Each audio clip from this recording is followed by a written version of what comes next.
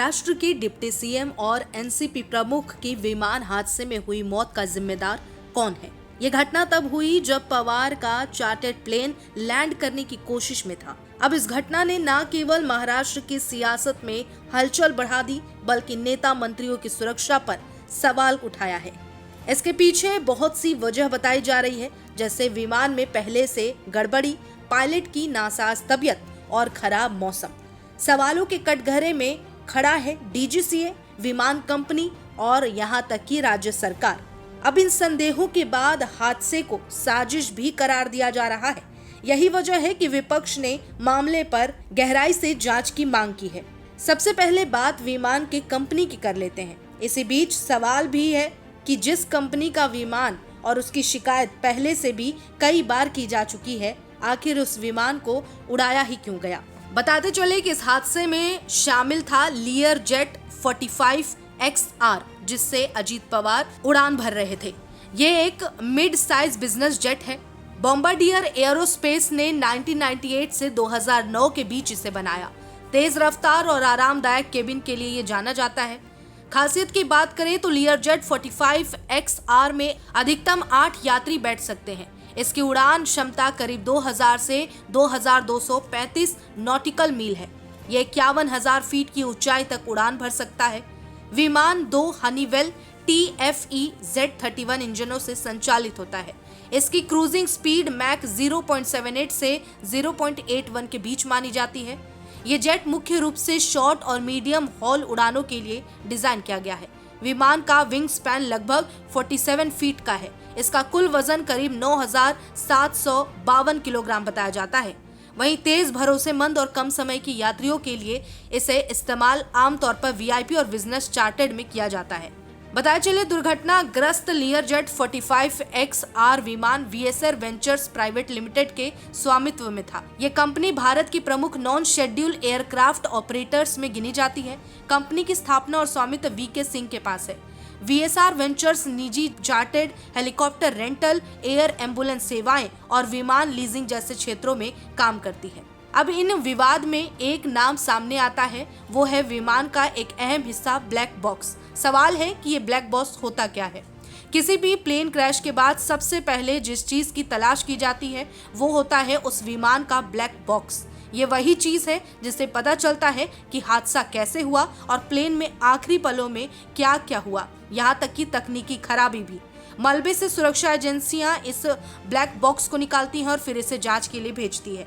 अब अजीत पवार के विमान के मलबे से भी ब्लैक बॉक्स को निकाला जाएगा और लैब में इसकी जांच होगी। इसके बाद ही DGCA की तरफ से हादसे को लेकर रिपोर्ट जारी होगी, जिसमें यह बताया जाएगा कि आखिर हादसे के पीछे असली वजह क्या थी।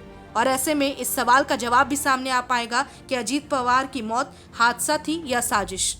साथ ही बताते चले, अजीत पवार के निधन के बाद राहुल गांधी ने भी ट्वीट कर अपनी प्रतिक्रिया दी है। राहुल गांधी ने ट्वीट कर लिखा, महाराष्ट्र के उप मुख्यमंत्री श्री अजीत पवार जी और उनके साथियों की आज हवाई जहाज दुर्घटना में निधन का समाचार अत्यंत पीड़ादायक है। इस शोक के पल में महाराष्ट्र की जनता के साथ हूँ। समस्त पवार परिवार और प्रियजनों को इस दुख की घड़ी में अपनी संवेदनाएं व्यक्त करता हूँ। There is no safety and security of the people of this country. Even the political leaders, I do not know what is the fate of the opposition political parties, but he was very much with the ruling party. But before few days ago, I came to know that from social network that somebody from other party, they gave a statement that Ajit Pawar is willing to leave the BJP. And now what happened today, I need proper investigation under the supervision of Supreme Court. Only we have the trust on Supreme Court, no other agency. All the agencies are being totally purchased. And really it's a great loss for the country. Maybe he's from the opposition. Now he's from the opposition. But tomorrow he's supposed to join the original force of their party. साजिश भी बता रही ममता बनर्जी। साजिश स्वाभाविक है क्योंकि बहुत बड़े नेता थे, डिप्टी CM कई बार रहे वो, और महाराष्ट्र के बहुत लोकप्रिय नेता रहे। और अगर ऐसी घटना हो जाए, और आज के समय पे जहां हम इतने जागरूक हैं, टेक्नोलॉजी को इतना समझते हैं चीज़ें, तो उन्होंने ठीक ही मांग की होगी, क्योंकि VIP के साथ इस तरह की घटना न हो। तो एक बार को ये बात तो साफ होनी चाहिए कि आखिरकार ये घटनाएं क्यों हुई। पूर्व में भी कई हमारे वीआईपी इसी तरह उनकी जान गई है। तो आखिरकार ऐसी जांच हो जिससे निष्पक्ष पता लगे कि आखिरकार घटना किस वजह से हुई। क्या आपको जांच तो होना चाहिए, क्योंकि ऐसा एक्सीडेंट हुआ है जो अननेचुरल है।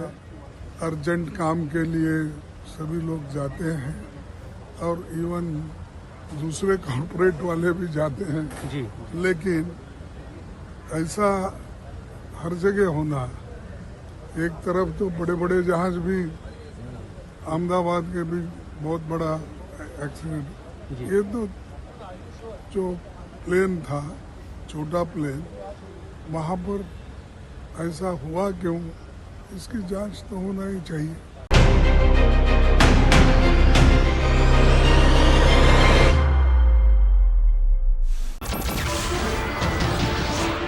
नमस्कार, मैं हूं मानक गुप्ता। अगर आपको हमारा ये वीडियो पसंद आया हो तो इसे लाइक और शेयर जरूर करें, और हां, हमें सब्सक्राइब और फॉलो करना ना भूलें ताकि आप देश और दुनिया की कोई खबर मिस ना करें। तो जुड़े रहिए हमारे साथ और देखते रहिए न्यूज़ 24।